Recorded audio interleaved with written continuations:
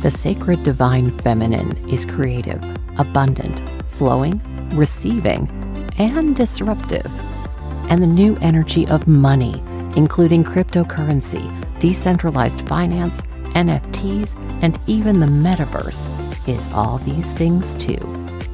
Welcome to the Goddess of Crypto, a weekly show where women who are already in this powerful space will cover these topics simply, so you can relax into knowing that the future of finance is female.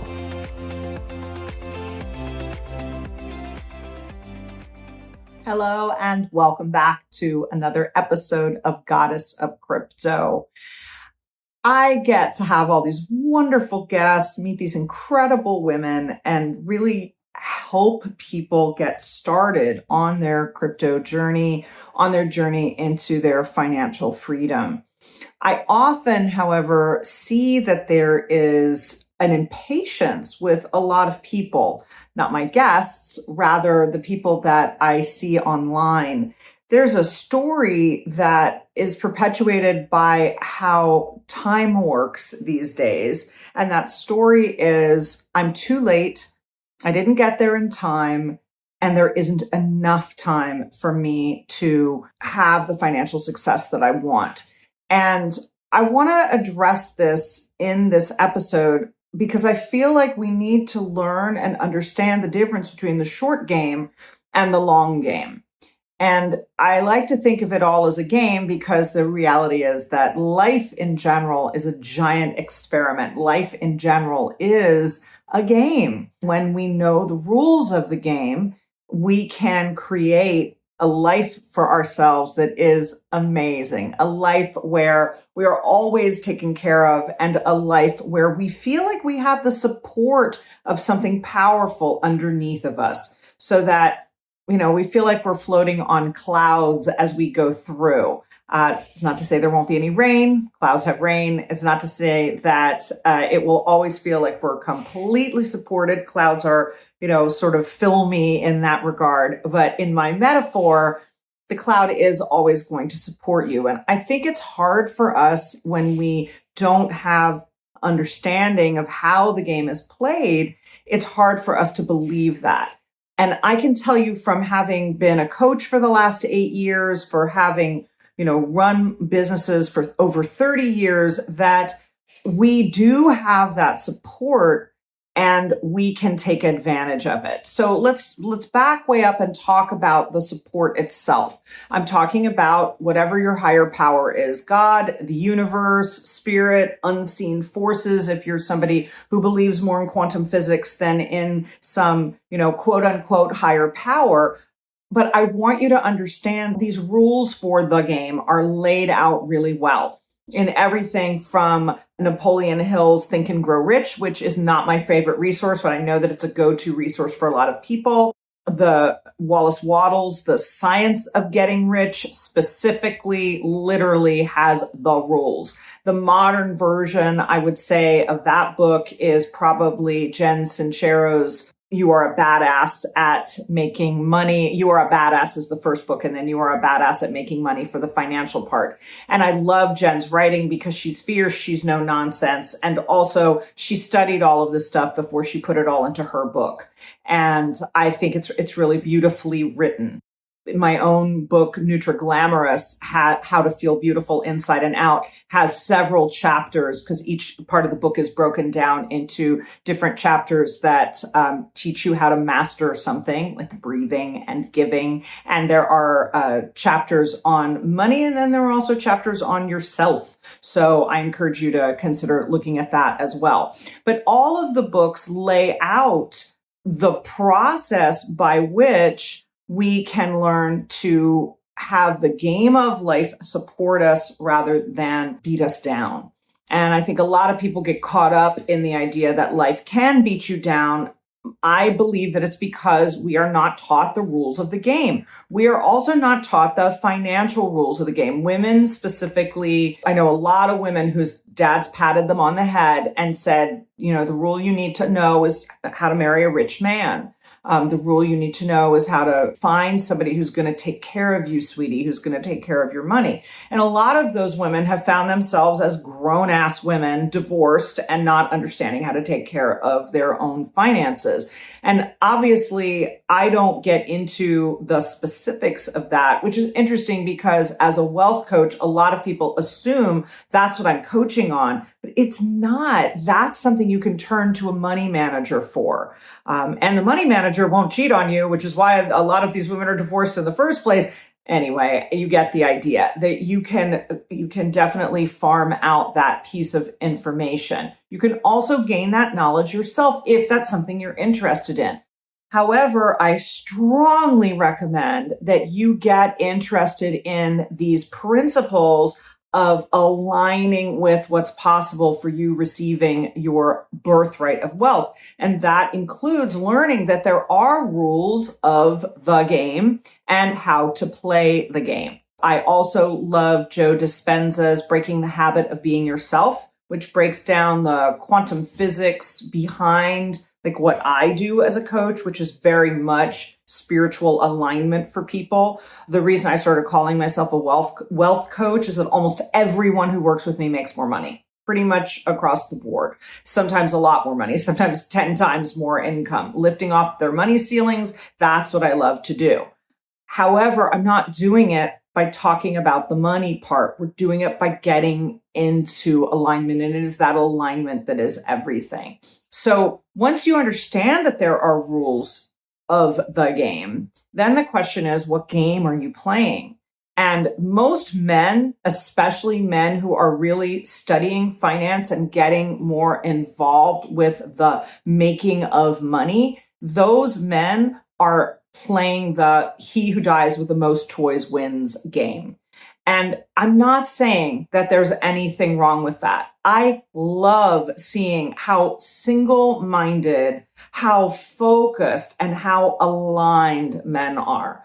I just got into a new sales program that I'm super excited about, and I won't say anything more about it for now, and I don't even know if it's appropriate to ever talk about it on the show, but I will say that as it is teaching me, I'm learning from men who are barely grown-ups. Like they're between 21 and 25 years old, but they are all masters of their systems, and they understand that systems are involved, and they are single-mindedly, the word relentless has come up about a half a dozen times as I'm learning their material. They are relentlessly in pursuit of the ideal shortest distance between 2 points. And that is what I love to focus on. That's why I do the coaching work that I do, because I'm looking for how can you get the shortest distance between 2 points? How can you start here where you are with what you've got at this moment to work with and get to where you want to get zippity-doo-dah the very fastest? How can we get our boulders off of our superhighway so we can go zooming on down? And men have, some men anyway, but systematically mastered that. And I feel like it's because they have been able to have fewer distractions, right? A man often has a woman taking care of things, or his partner who's a man, right? Somebody else is taking care of his other stuff so he can be singularly focused in that direction. Absolutely nothing wrong with that. And if you're in that kind of relationship where you're that support network for a guy, fantastic. And if you're a woman who's looking for that support network in your partner, you know, I know women who have their stay-at-home dad partner, their stay-at-home husband who, you know, has the meal on the table for them when they get home from their work, even if their work was just in the next room. And that's all fantastic. So if that is the, you know, new kind of relationship that you are pursuing, that is terrific, because we're definitely changing models, and COVID had made a lot of changes as well. But I think that the men get to focus a lot on the short game, which isn't necessarily he who dies with the most toys wins. Rather, it's he who acquires the most toys wins. And as one of my guests said last season, For the guys in crypto, it's when Lambo, which is the shorthand vocabulary word of, when will I get my Lamborghini? Right? That's how you say it, as when Lambo. And the women are saying when college education, when family vacation. And the women are preparing for and gathering the resources for taking care of their families. And this goes back to something that I've said on the show a few times, which is that when the women have $1, they're putting 80 to 90 cents of that dollar back into what I call their village, their family, or their local community. Men are putting between 30 and 40 cents back into the community. And you can look that up online. It's, when I got that information, I was shocked and then found it in several different spots. So I think it's a pretty strong statistic. Now, again, there are exceptions to that, right? Just like there are exceptions to all men cheat.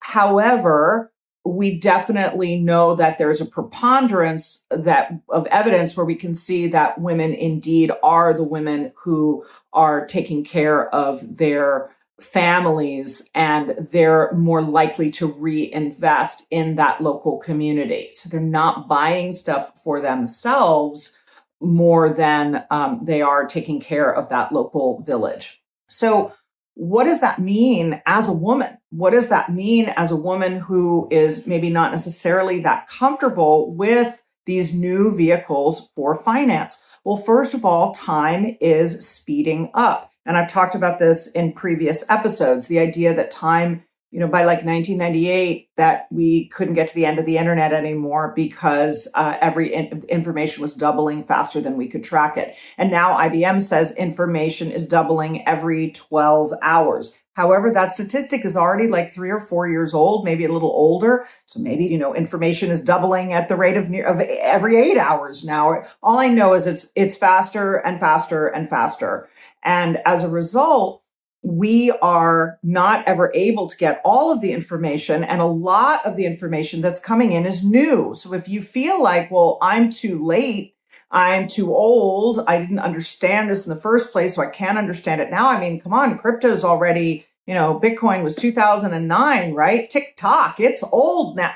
None of that. It's not anything you ever really need to worry about, because the truth is that this information that's coming in is coming in not so fast that you can learn all of it. You're not trying to learn all of it. It's coming in so fast that you can learn the little bit of it that you need at your fingertips, because you can get onto the YouTube, University of YouTube. I think they actually do have a University of YouTube, but I mean it in the sense of like the University of Life, right? It's YouTube will give you all of the information that you need. And you want to always use your discernment when you're getting that kind of education, because it can be a little bit iffy. It can be a little bit, well, I got this information and I can't tell if it's right. I can't tell if it's correct. I can't tell if it's factual. But you'll see, like, across the board that, for example, this person has a ton of likes. This person has a ton of comments saying, thank you. This is very useful information. And when you see that, you see that this information is being given away for free, you can do a little tiny bit of research to make sure that you are not looking at a scammer.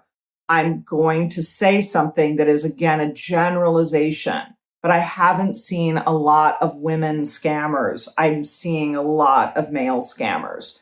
There's two kinds of scams. One of them is overt. I'm not going to bother with that. But the subtle one is, you should buy this. You should get this. You should do this thing that I'm doing that costs money. You should buy my program. I mean, look, I have a program on crypto that's not available for sale at the moment, but I have done a live course in the past called Crypto Curious. I'm not saying don't buy a program. I'm saying vet the person who's created it. And I'm saying make sure that there's that value there, because there's a lot of people who are trying to lure people onto their sites by saying it's educational information. And then all they're doing is shilling. In other words, they're saying, hey, you need to buy this thing, this thing, this thing, this thing. And this thing is designed to get somebody involved in a scam. So the beautiful thing about a lot of YouTube is it's all free.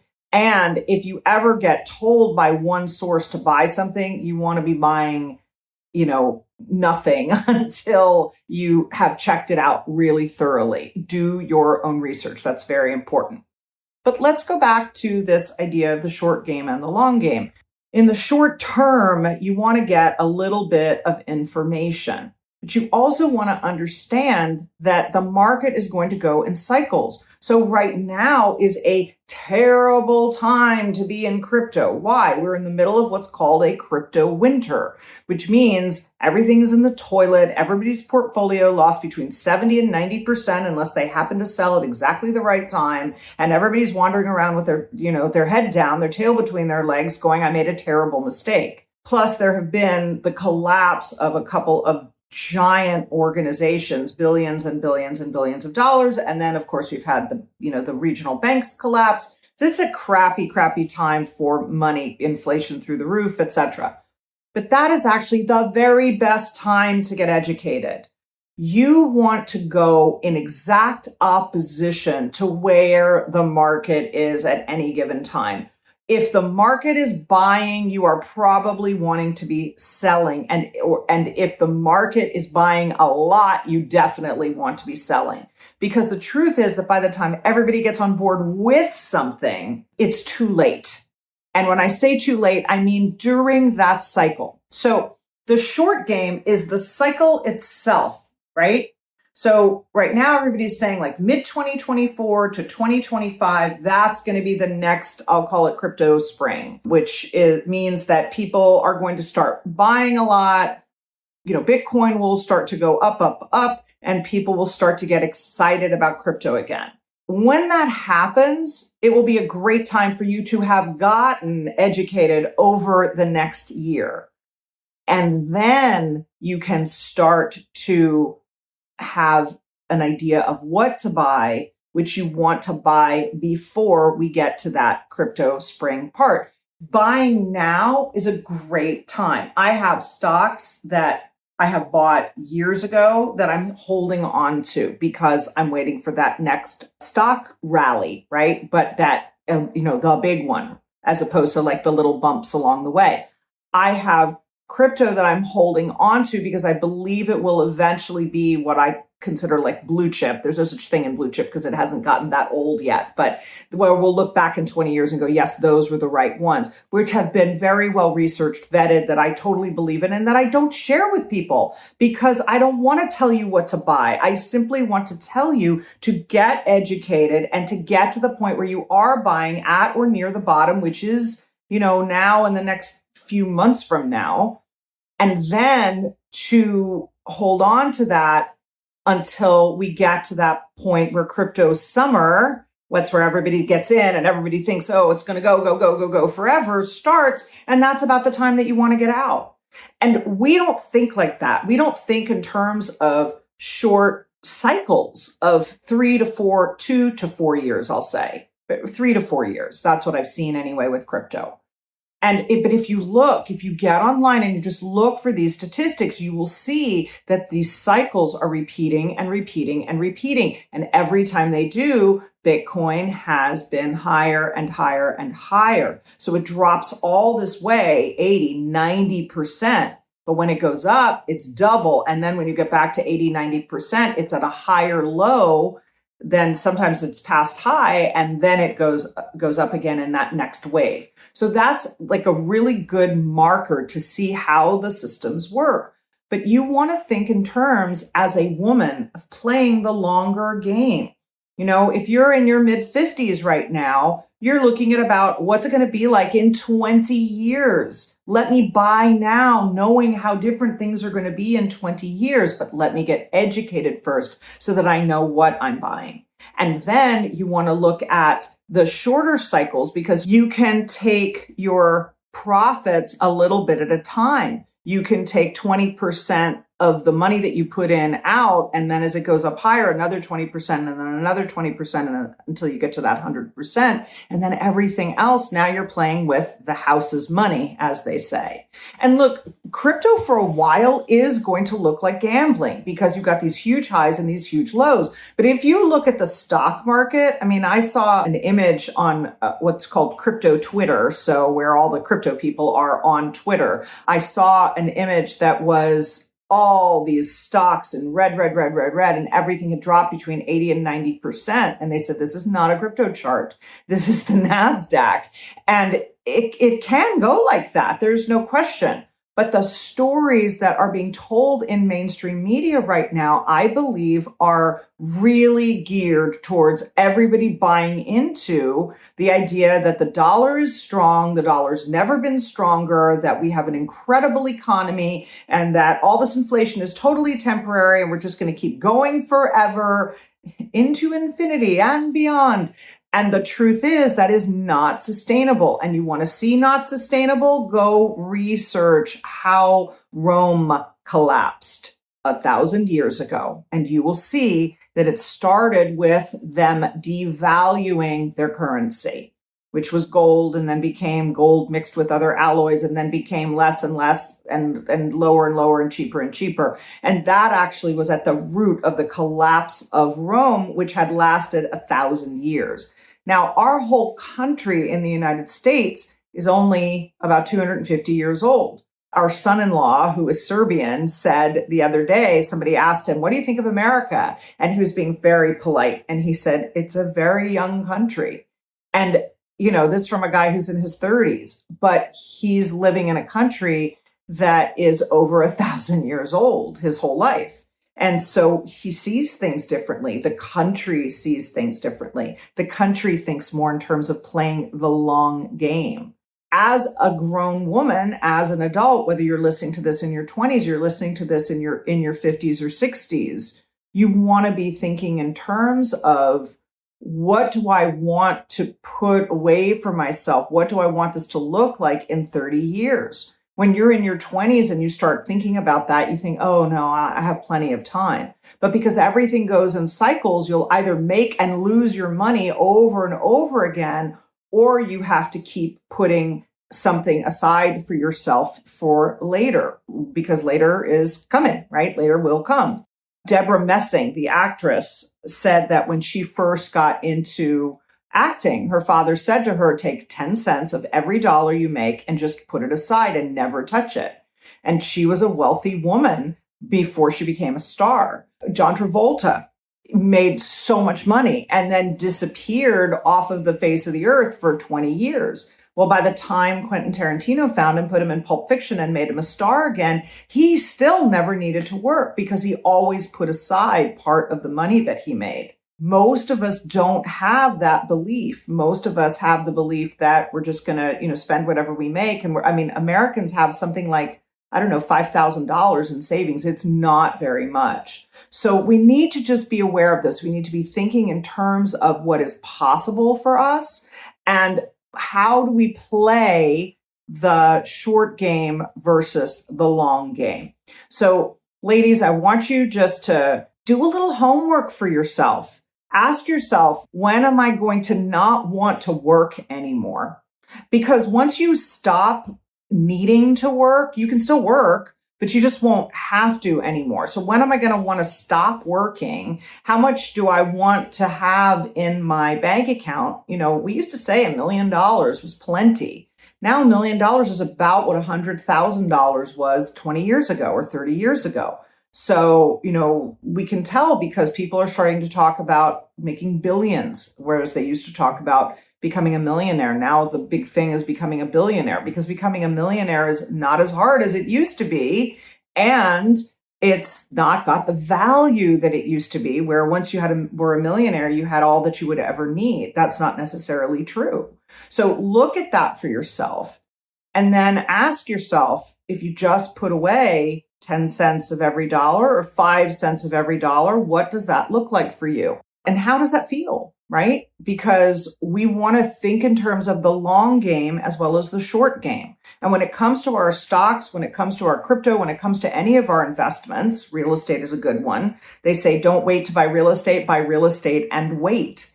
And over time, that is always true. I was around in the 2008 crash, and we thought, oh, nothing's ever going to go up again. And now it's 15 years later, and the housing prices are much, much, much higher than they ever were. Nobody could see that the pandemic was coming and that was going to be part of it. But, you never know. So you want to invest in the things long term, not just in the things that are short term. And there's tons of stuff online. You can type into any generative AI, any ChatGPT type of thing. You can type in side hustles and how can I make more money and get a bunch of different ideas. But I just want to say we want to think in terms of these short cycles in our lives and these short cycles in the markets as temporary, and not walk away from the possibilities that this is going to recur again, because the cycle itself will recur. They really will. They keep coming in these waves. So crypto winter is not going to last forever. Get educated about crypto now. Make your moves in a few months when the next drop comes in the market. Usually December, for example, is terrible for crypto. I can't guarantee it. Do your own research, but historically it's been terrible. So it's a good time to buy, at the quote unquote bottom, whatever that local bottom looks like. And be prepared to be invested before the next crypto spring comes so you can exit as the beginning of crypto summer occurs. When everybody's on board partying, it's already the Titanic. We just can't see that. So make your moves at a different time energetically than the rest of the market does, and you will be well on your way to playing the long game. I hope you have enjoyed this episode of Goddess of Crypto. I hope that you will like it, comment on it, subscribe to the show, and please share it with all the women that you know in your life, your wives, your mothers, your daughters, your girlfriends, your besties.